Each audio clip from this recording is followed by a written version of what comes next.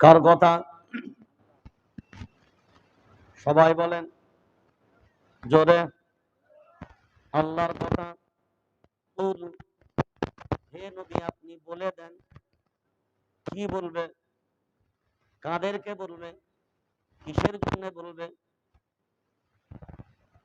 মায়ার নবী মদিনা বলে যখন কালিমার দাওয়াত মক্কার বেঈমানদের কাছে দেওয়া শুরু করলেন, মক্কার বেঈমানদের ভিতরে আবু লাহাব, আবু জাহিল, উতবা, শাইবা, আবু তালিব সবাই বলল, মুহাম্মদ তুমি আমাদের বংশের মানুষ, এই বংশে আমরা দেবদেবীর পূজা করে আজ তুমি নতুন করে আমাদের বংশের ভিতর থেকে কি ধরনের দাওয়াত দাও? তুমি তো আমাদের ঘরের ছেলে, আমাদের বাড়ির ছেলে, তুমি জীবনে কোনোদিন মিথ্যা বলো না, তুমি আমানতের খেয়ানত করো না, কিন্তু তোমার কারণে আমাদের নিজেদের ভিতরে দ্বিধা দ্বন্দ্বে আমরা পড়ে যাচ্ছি। সেই জন্য একটা কাজ করো, তোমার শত্রু মক্কার ঘরে ঘরে ছেয়ে যাচ্ছে, একই বংশের সন্তান, আমরা একই বংশের মানুষ, কিন্তু তুমি যে ধর্মের দাওয়াত দাও, লা ইলাহা ইল্লাল্লাহ মুহাম্মাদুর জোরে রাসূলুল্লাহ সাল্লাল্লাহু আলাইহি ওয়াসাল্লাম, এক আল্লাহ ইবাদতের জন্য তুমি বলো। আর আমরা তো দীর্ঘদিন উলঙ্গ অবস্থায় কাবা বাইতুল্লাহ তাওয়াফ করেছি, সব দেব দেবী মূর্তিদের আমরা পূজা পাঠ করেছি। কেউ সূর্যার পূজা করে, কেউ বা চন্দ্রের পূজা করে, কেউ বা মাটির পূজা করে, কেউ বা গাছের পূজা করে, কেউ বা হাওয়ার পূজা করে। কিন্তু তুমি বললে না, কোনো দেব দেবী কারোর পূজা করা যাবে না, না পানির পূজা হবে, না সূর্যের পূজা হবে, না চন্দ্রের পূজা হবে, না জমিনের পূজা হবে, একমাত্র একমাত্র ইবাদত কার হবে? জোরে বলেন আল্লাহ। এখন তাদের কাছে একটা বড় সমস্যা, আমরা সবাইকে মানি আর মুহাম্মদ একজনকে মানার কথা বল। এখন আমার ফ্যামিলির ভিতরেই যদি দ্বন্দ্ব শুরু হয়, আমাদের জন্য বড় কষ্ট লাগে, কারণ নিজেদের ভিতরেই নিজেরা বলছে মুহাম্মদকে মারার ষড়যন্ত্র আমার ফ্যামিলি থেকেই হয়। বদরের প্রান্তরে মায়ার নবী মদিনাওয়ালা একদিকে, আর বিপক্ষে দাঁড়িয়েছিল যারা সব আপন বংশের কুরাইশ গোত্রের লোক, তারা অর্থাৎ নবীর দুশমন যারা ছিল তারা কারা? নিজেরই বংশের, কথা বলে না, নিজেরই বংশের, নিজেরই বংশের লোক তারা, বলেন নিজেরই বংশের লোক তারা। তাহলে বোঝা গেল মায়ার নবী মদিনাওয়ালার দুশমন ছিল কোথায়? নিজের ঘরে। মায়ার নবী মদিনাওয়ালার যদি শত্রু আপন বংশে হয়, আমার আপনার মাঝখানে এই ইসলাম ধর্মের ভিতরে এই মুসলমানদের এক নাম্বার শত্রু যদি কেউ হয়, যে আমার জাতির ভিতরেই গাদ্দার গণ হবে। কি বললাম? আমার জাতির গাদ্দার গণ হবে। কোরআনুল কারীম সূরার নাম সূরা তাওবা। এই বাবা উঠছো কেন? কি সমস্যাটা কি? তাহলে বসলে কেন? সবে তো কিছুক্ষণ শুরু করেছে, মাঝখানে উঠার যাদের ইচ্ছা আছে চলে যান। কথা রাখার মাঝখানে এগুলো আপনারা মূল্যায়ন করেন না। এই ফান্ডটাকে বন্ধ করে দেন তো, একটা কথা শুনে নেন।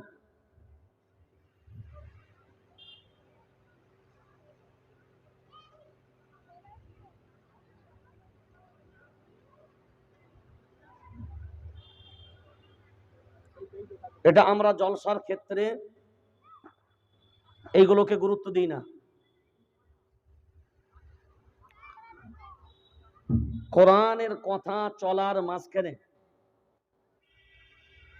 আপনার হয়তো উঠছেন, যদি সত্যিকারই কোনো হাজাতের প্রয়োজন হয় আলাদা বিষয়, সে তো নামাজরত অবস্থাতেও হলে ছেড়ে পালাতে হবে। তাছাড়া আদার্স যদি ভালো না লাগা, কেমন হচ্ছে, একবার আড্ডা মেরে আসি, একবার ঘুরে আসি, বসে আছি, কোরআনের অবমাননাকারীদের পাপ হবে। কেন বলেন তো? কোরআনের কথা চলা অবস্থায় আপনি সেই মজলিস ত্যাগ করেছেন। এটাকে আমরা খুব নরমাল বিষয় ভাবি, কিন্তু এটা খুব নরমাল বিষয় নয়। কোরআনের কথা শুনতে ভালো লাগতো না কাদের? وقال الذين كفروا لا تسمعوا لهذا القرآن والغوا فيه لعلكم تغلبون। সূরা হামিম সাজদা 24 নম্বর পারা 18 নম্বর সাফা। মায়ার নবী মদিনাওয়ালা যখন কোরআনের কথা শোনাতেন, বেঈমানগণ বলতো তালি মার, না হলে কোনো আওয়াজ কর, যেন মুহাম্মাদের কোরআনের কথা কোনো ব্যক্তির কান পর্যন্ত না পৌঁছায়। একজন যখন ওঠে, পাশেরটাকে বলে চল। ওই দুটোকে যখন দেখবে তখন পাশেরটা বলবে ওরা দুজন যখন উঠলো আমার উঠতে অসুবিধা কি নাই। এই জায়গাগুলো আমাদের কন্ট্রোল হওয়া দরকার। সেই জন্য কোরআনের মজলিস ছেড়ে উঠবেন না। হ্যাঁ, যদি প্রয়োজন হয় অবশ্যই ওঠা লাগবে, যেমন এটা, যেমন এটা। তাছাড়া তো মাশাআল্লাহ প্রয়োজন নাই। হ্যাঁ, কেউ যদি মনে করেন না অনেকক্ষণ বসে আসি, দুটো বিড়ি টানতে যেতে হবে, হবে না। এই জায়গা থেকে বিড়ি টানার জন্য যাওয়া যাবে? কথা বলে না না। হ্যাঁ, শরীয়ভাবে হাজতের প্রয়োজন হলে তবেই যাবেন, অন্য কোনো কারণে যাওয়া যাবে না। চলেন এবার। তাহলে মক্কার বেঈমানগণ বলল, তুমি আমাদের ঘরের ছেলে, বংশের ছেলে, আর তুমি এই ধর্ম আলাদা করে প্রচার করো। তাহলে একটা কাজ করো, তুমিও বসো আমরাও বসি। মক্কার বেঈমানদের একটা টিম মায়ার নবী মদিনাওয়ালার কাছে গেল। সূরা কাফিরুনের শানে নুজুল হলো এটা। নবী বসা, বেঈমানদের একটা টিম গেল। এই খুব গুরুত্বপূর্ণ আলোচনা, এটাই বায়ান হবে আজকে ইনশাআল্লাহ। সূরা কাফিরুনেরই তাফসীর হবে। বর্তমান সময়ে এই ভেজাল মিক্স সব আমরা, কেউ বাদ না। এবার নবী বসা, মক্কার বেঈমানগণ এসে প্রস্তাব দিল, মুহাম্মদ তুমি তো আমাদের ঘরের ছেলে, আমাদের বাড়ির ছেলে, আমাদের এলাকার ছেলে, আমাদের গ্রামের ছেলে। এই যে তুমি আলাদা রকমের ধর্মের নীতি আদর্শ সবাইকে শেখাও, একটা কাজ করো, তুমি যে ধর্মটা বলছো নিহাত খারাপ বলছি না, কিন্তু তুমি এক রুটে আমরা এক রুটে, বাপ দাদার আমল থেকে করে আসছি, আজকে তুমি ভিন্ন পথে চালাও। বরঞ্চ একটা কাজ করো, আমরা যে ধর্মটা মানি তুমিও আমাদের ধর্মটা মাঝে মধ্যে কিছুটা কিছুটা মানো, আর আমরাও তোমার যে ধর্মের কথা বলো ওটা আমরাও মাঝে মাঝে তোমারটা কিছু কিছু মানব। প্রস্তাব কার? মক্কার বেঈমানদের। বলে মুখস্থ লাগবে, বায়ান শুনলে চলে গেলে হবে না যে এই বায়ান শুনেছি, হ্যাঁ এটা দিলে গাঁথেন। তো প্রস্তাব কাদের ছিল? আল্লাহর নবীর ছিল না মক্কার বেঈমানদের ছিল? এইটা মনে রাখবেন, প্রস্তাবটা কিন্তু মদিনাওয়ালার না, প্রস্তাবটা কিন্তু বেঈমানদের, প্রস্তাবটা বেঈমানদের। এখন আমাদের ফেসবুক চলে না? ফেসবুক চলে না? ফেসবুকে দেখবেন ফ্রেন্ড রিকোয়েস্ট পাঠানো হয়, তাই তো? একজন পাঠায়, আর যাকে পাঠিয়েছে নিশ্চয় যে পাঠিয়েছে তার প্রয়োজন বেশি,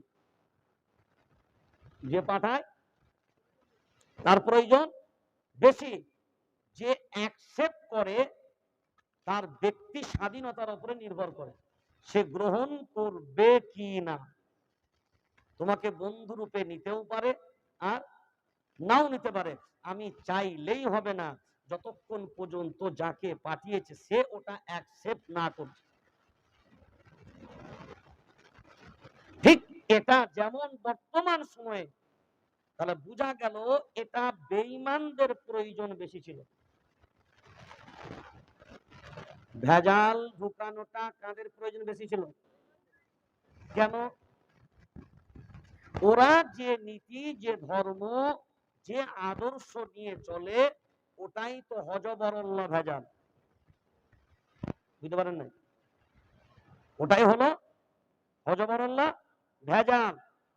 কিন্তু আল্লাহর নবী যে দ্বীনের দাওয়াতটা দিচ্ছেন, ওটা ভেজাল না অরিজিনাল? জোরে বলেন। যে আল্লাহর কথা বলে তিনি অরিজিনাল না ভেজাল? যে কিতাবের কথা বলে ওটা অরিজিনাল না ভেজাল? যে কালিমার কথা বলে ওটা অরিজিনাল না ভেজাল? যে নবী দাওয়াত দেন তিনি অরিজিনাল না ভেজাল? জোরে বলেন। যে ধর্মের কথা বলে ওটা অরিজিনাল না ভেজাল? যে জাতির কথা বলে ওটা অরিজিনাল না ভেজাল? যে উম্মতের দাবি করে ওটা অরিজিনাল না ভেজাল?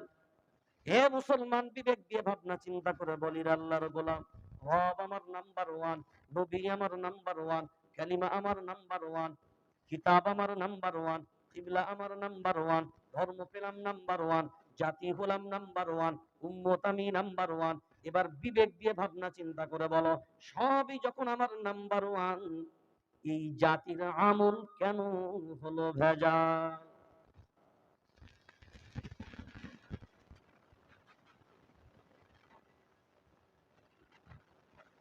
এবার এইখান থেকে প্রথম সবক আমাদের জানা দরকার, লা ইলাহা ইল্লাল্লাহ কয়টা অক্ষর? লা ইলাহা ইল্লাল্লাহ কয়টা অক্ষর?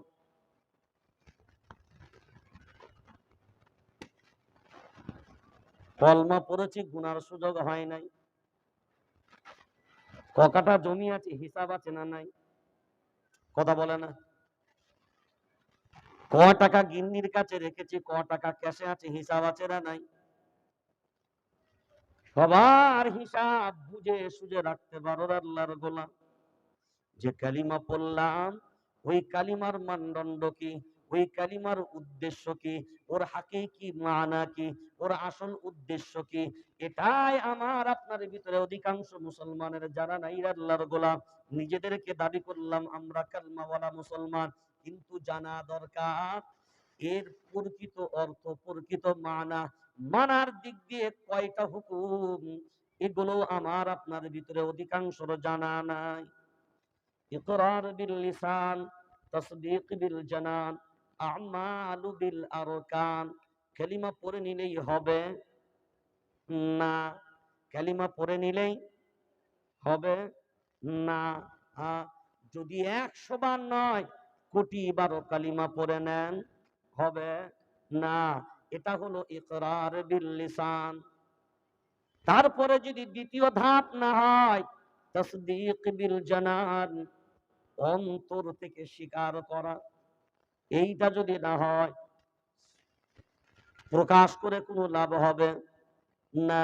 তাসদীক বিল জানান, আমালু বিল আরকান, তারপরে যদি আমলে পরিণত না হয়, এই দিকে বললাম লা ইলাহা ইল্লাল্লাহ, আল্লাহ ছাড়া কোনো মাবুদ নাই, এক হলেন আল্লাহ, ইবাদত তার। এখন বিবেক দিয়ে মুসলমান ভাবনা চিন্তা করে বলো আল্লাহর গোলাম, ইবাদত যদি আমার রবের হয়, কোরআনুল কারীম সূরা ফাতিহা যখন পড়লাম, ইয়্যাকা না'বুদু ওয়া ইয়্যাকা নাস্তাঈন, আয় আল্লাহ তোমারই ইবাদত করি আর তোমারই কাছে সাহায্য চাই। বললাম আল্লাহ তোমারই ইবাদত করি, তোমারই কাছে সাহায্য চাই। আর নামাজ থেকে বেরিয়ে আসার পরে বিবিকে বলল, যা বন্ধন লোনের এজেন্ট ওজনটা নিয়ে আয়। নামাজে কি চেয়ে এলো? ওয়া ইয়াকা, হ্যাঁ বলেন, মুখস্থ করেন। ইয়াকা না'বুদু বলেন, ইয়াকা না'বুদু, আমার সাথে আরবিটা আগে বলেন, ইয়াকা না'বুদু, আল্লাহ তোমারই ইবাদত করি, তোমার না, তোমার ইবাদত করি না, তোমারই ইবাদত করি, জোর দিয়ে তোমারই ইবাদত করি। ওয়া ইয়াকা ওয়া ইয়াকা ওয়া ইয়াকা ওয়া ইয়াকা লয়, ওয়া ইয়াকা, জোর से বলো না, ওয়া ইয়াকা নাস্তাঈন, হ্যাঁ তোমারই কাছে সাহায্য চাই। কার কাছে? এইটা স্বীকার করলাম নামাজে। কোথায়? আমি যদি নিজে নামাজ পড়ি তো এটা পড়েছি, আর যদি ইমামের পিছনে পড়েছি তো আমিন বলেছি, যদি ইমামের পিছনে পড়েছি তো আমিন বলেছি। অর্থাৎ ইমাম যেটা পড়েছেন ওটা আমার সমর্থন, তাই আল্লাহ তুমি এটা কবুল করো। এখন এই ওয়াদাবদ্ধ হওয়ার পরে পরই বাড়িতে এসে বিবিকে বলল যারা বন্ধন লোন নিয়ে এসে দাঁড়া, এখন বলেন এরা কারা? কারা? কার সাথে ধোঁকাবাজির কারবার? কার সাথে? নামাজে ধোঁকা, রবের সাথে ধোঁকা। এখন বলেন আমার আল্লাহ নাম্বার ওয়ান, ভেজাল নয়। অন্যান্য যারা যার আলোচনা উপাসনা যাই করে না কেন ভেজাল, কিন্তু আমার রবে কোনো ভেজাল ভেজাল নাই, কালিমায় কোনো ভেজাল নাই, কিতাবে কোনো ভেজাল। কিন্তু এই জাতিতে, কিন্তু এ জাতি তো নাম্বার ওয়ান, কিন্তু সে আজকে হলো ভেজাল। এবার আপনার আবার যদি মনে হয়, খুব ভালো করে এবার লক্ষ্য করে দেখেন, লা ইলাহা ইল্লাল্লাহ 12টা অক্ষর কয়টা? জোরে বলেন। লা ইলাহা ইল্লাল্লাহ এই পর্যন্ত 12টা। এটা হলো আমার রবের দিকের অধ্যায়। মুহাম্মাদুর রাসূলুল্লাহ সাল্লাল্লাহু আলাইহি ওয়াসাল্লাম, এই রাসূলুল্লাহ পর্যন্ত এটাও হলো 12টা অক্ষর। আল্লাহর দিকেও 12, মায়ার নবী মদিনা ওয়ালার দিকেও, জোরসে বলো 12। 12 12 কত হয়? 24। সারা দিনে কয় ঘন্টায় একদিন হয়? জোরে, 24 ঘন্টায় একদিন। লা ইলাহা ইল্লাল্লাহ মুহাম্মাদুর রাসূলুল্লাহ, এই কালিমার ভিতরে আমি 24টা অক্ষর দিলাম। এই 24টা অক্ষর আল্লাহর দিকে 12, মায়ার নবী মদিনাওয়ালার দিকেও 12।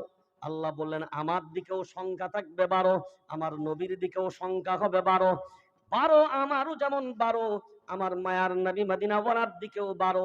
ওই 12র ভিতরে আবার ভালো করে ফলো করো, লা ইলাহা ইল্লাল্লাহ মুহাম্মাদুর রাসূলুল্লাহ।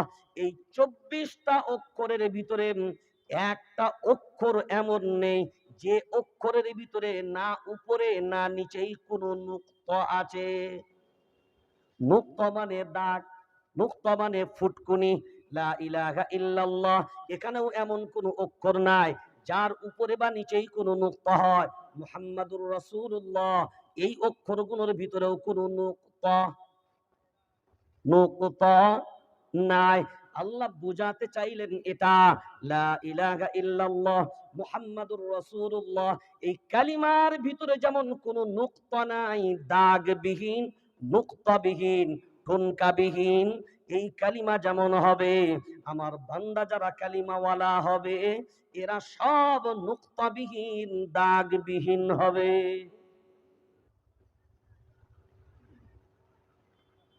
চরিত্রে কোনো কলঙ্ক হবে না, চরিত্রে কোনো দাগ লাগবে না, আখলাকে কোনো দাগ লাগবে না, নীতিতে কোনো দাগ লাগবে না, আদর্শে কোনো দাগ থাকবে না।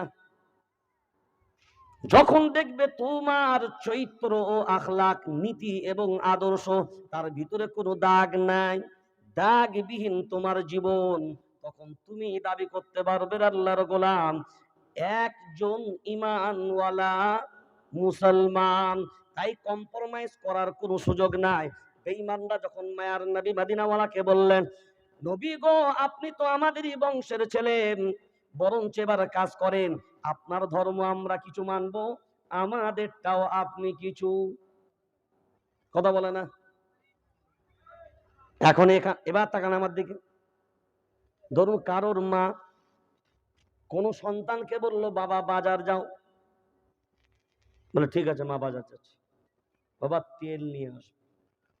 কি নিয়ে আসবে? মা রান্না করতে বসেছে, ছেলেকে তেল আনতে পাঠালো। উদ্দেশ্যটা প্রথমে বুঝবেন। মা রান্না করছে, ছেলেকে তেল আনতে পাঠালো। মা হারিকেন জ্বালাচ্ছে, ছেলেকে তেল আনতে পাঠালো। বাপ মোটর সাইকেল স্টার্ট দিচ্ছে, ছেলেকে তেল আনতে পাঠালো। হাকিকি মানাগুলোকে বোঝেন। মা রান্না অবস্থায় যখন তেল আনতে পাঠাচ্ছে, মায়ের উদ্দেশ্য কি? তেল। জোরে বলেন না কেন? অর্থাৎ রান্নার তেল। বাপ যখন গাড়ি স্টার্ট করছে, সেই সময় যখন তেল আনতে পাঠাচ্ছে, স্টার্ট হচ্ছে না, তাহলে উদ্দেশ্য কোন তেল? জোরে বলেন। পেট্রোল। মা যখন হারিকেন বা নম্ফ বা লণ্ঠন জ্বালাচ্ছে, সেই সময় যখন তেল আনতে বলছে, তাহলে কি তেল? কেরোসিন তেল। এইটা যেমন খুব সহজ ভাবে বোঝেন। এখন ছেলে যখন দেখলো মা তেল আনতে পাঠিয়েছে, কিন্তু কি তেল তো বলে নাই। ছেলে গেল দোকানে, দোকানে যাওয়ার পরে বলছে, ও চাচা মা পাঠালো, এই ডিবেটা দিল, বলে তেল নিয়ে আয়। তো দোকানদার জিজ্ঞাসা করছে, বাবা কি তেল দেবো? কথা বলেন। দোকানদার কেন জিজ্ঞাসা করলো কি তেল দেব? মা যে পাঠাচ্ছে সে তো বলে পাঠালো না, কিন্তু যার কাছে নিচ্ছেন সে কেন জিজ্ঞাসা করলো?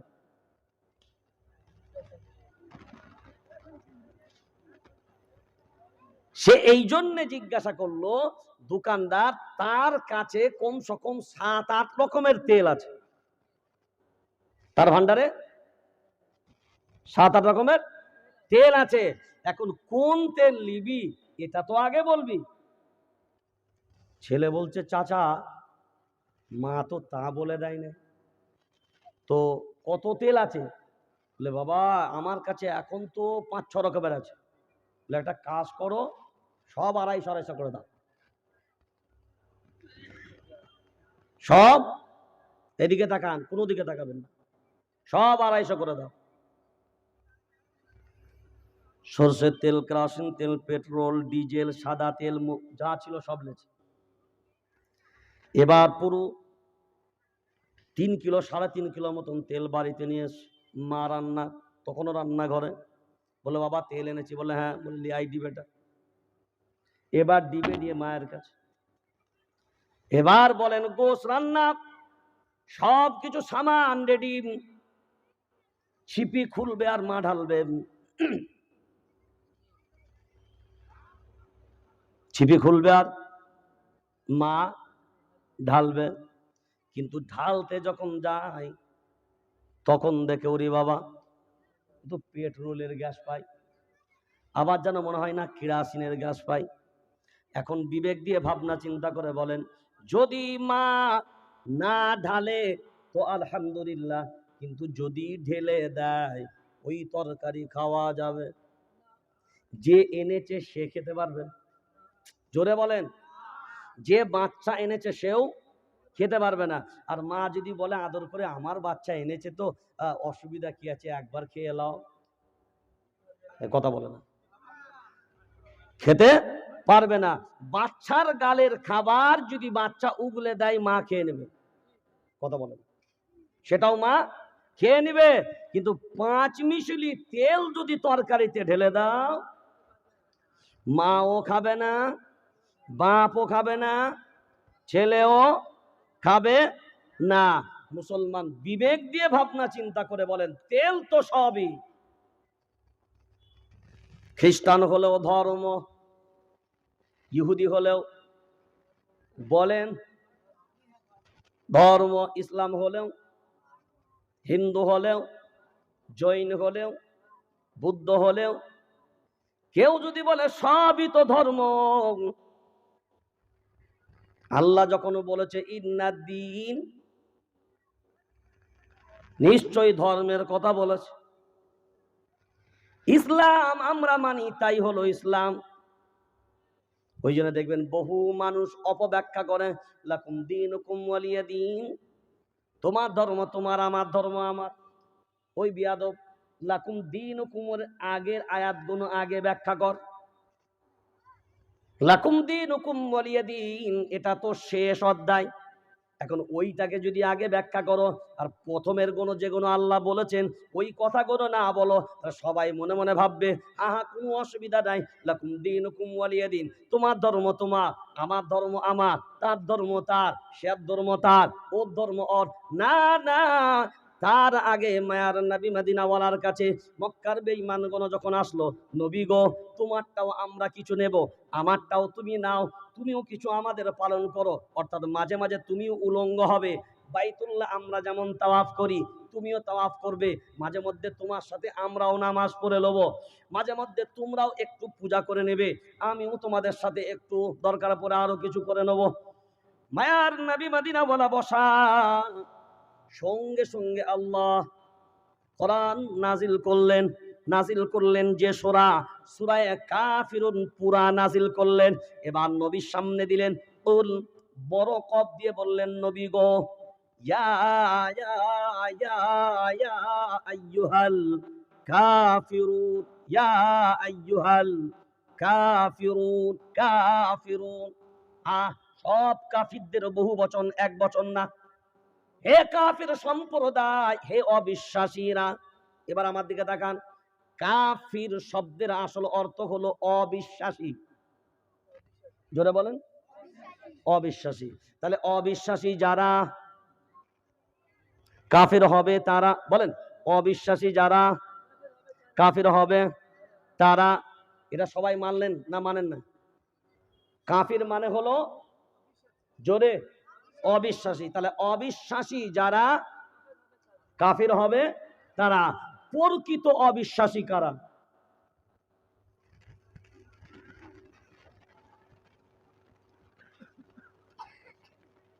আচ্ছা, অবিশ্বাস মানে কি? না, অবিশ্বাস মানে কি? অবিশ্বাস মানে না মানা, না বিশ্বাস করা। অবিশ্বাস মানে না বিশ্বাস করা, না মানা, না বিশ্বাস করা, এটাই হলো অবিশ্বাস। তাহলে অবিশ্বাসীর আসল অরিজিনাল যেটা আমাদের আরবিক ভাবে ব্যাখ্যা করা হয় সেটাকে বলা হয় কাফির, বাংলায় বললে সেটাকে বলা হবে অবিশ্বাসী।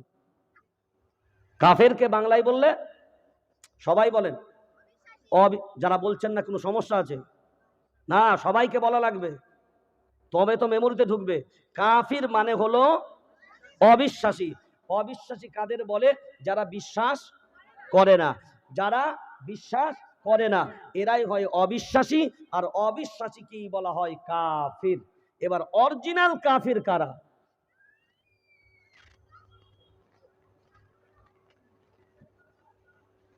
অরিজিনাল প্রোডাক্ট, অরিজিনাল, প্রত্যেকটা জিনিসে যেমন আসল হয় নকল হয়, অরিজিনাল কাফির কারা?